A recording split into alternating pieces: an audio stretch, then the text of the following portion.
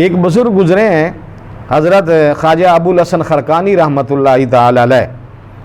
ان کے ایک بھائی تھے، وہ ذمہ دارہ کرتے تھے، کھیتوں میں کام کرتے تھے. یہ خواجہ ابو الحسن خرقانی رحمۃ اللہ تعالی علیہ ہر وقت اللہ کے ذکر میں مصروف رہتے تھے. مثلا فجر کی نماز پڑھنے کے لیے گئے، اشراق تک اللہ کے گھر میں بیٹھے رہے. نماز فجر کے بعد اشراق کے نوافل ادا کیے، تسبیح پڑھتے رہے، ذکر و اذکار کرتے رہے. پھر چاش کے نوافل پڑھے، پھر قرآن کی تلاوت شروع کر دی. ظہر کی نماز کا وقت ہو گیا، پھر قرآن کی تلاوت میں اللہ کے ذکر میں مصروف ہو گیا. عصر کا ٹائم ہو گیا، مغرب کا وقت ہو گیا، عشاء تک اللہ کے گھر میں رہتے. رات کو تہجد کے وقت اللہ کے گھر میں آتے. یعنی الغرض حضرت خواجہ ابو الحسن خرقانی رحمۃ اللہ تعالی علیہ ہر وقت عبادت میں مصروف رہتے تھے. اور ان کا دوسرا بھائی وہ کھیتی باڑی کا کام کرتا تھا.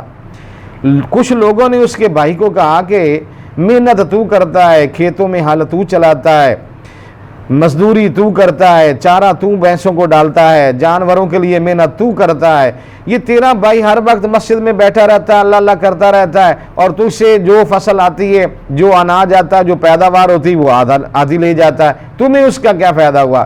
تم مجھ سے یہ کہو کہ ایک دن کھیتوں میں وہ کام کرے، ایک دن تم کھیتوں میں کام کرو.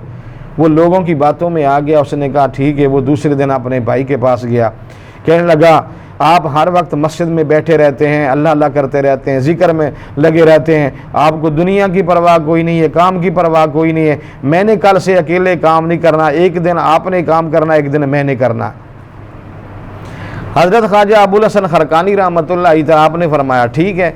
بھائی نے کہا کل آپ نے صبح جانا جا کے کھیتوں میں ہل چلانے. آپ نے فرمایا ٹھیک ہے. صبح ہوئی، اللہ کا یہ ولی خواجہ ابو الحسن خرقانی رحمۃ اللہ تعالی علیہ پھر مسجد میں آئے، پھر ذکر میں مصروف ہو گئے. بھائی جب صبح اٹھا، اس نے دیکھا کہ اتنا سورج طلوع ہو گیا ہے، دھوپ چڑھ گئی، میں جا کے دیکھوں تو سوئی اس نے کام کیا بھی ہے یا نہیں کیا، کھیتوں میں ہل چلا بھی رہا یا نہیں، گیا بھی ہے کہ نہیں گیا. جب ان کے بھائی گئے، اس نے دور سے جب کھیتوں میں دیکھا تو ان کے کھیتوں کے اندر جو ہے نا وہ بیل چل رہے ہیں اور اندر ہل جو ہے وہ چلا رہے ہیں. اس نے دور سے دیکھا، حیران ہو گیا، کہنے لگا بندہ نظر کوئی نہیں آتا، یہ ہل کون چلا رہا؟ جب وہ آگے گیا، اس نے جا کر دیکھا تو وہ بیل گھوم رہے ہیں کھیتوں کے اندر جو ہے نا وہ ہل چلا رہے ہیں. وہ حیران ہو گیا، واپس دوڑتا ہوا آیا، کہتا میرا بھائی تو آیا نہیں ہے، تو یہ کیا ماجرا ہے؟ وہ مسجد میں سیدھا آیا، اس نے دیکھا اس کا بھائی جو ہے وہ مسجد میں بیٹھا ہوا اپنے رب کے ذکر میں مصروف تھا. اس نے کہا بھائی آپ گئے نہیں، میں نے آپ کو کہا تھا آپ نے جانا ہے وہاں کھیت میں ہل چلانے، آپ پھر مسجد میں بیٹھے ہوئے ہیں.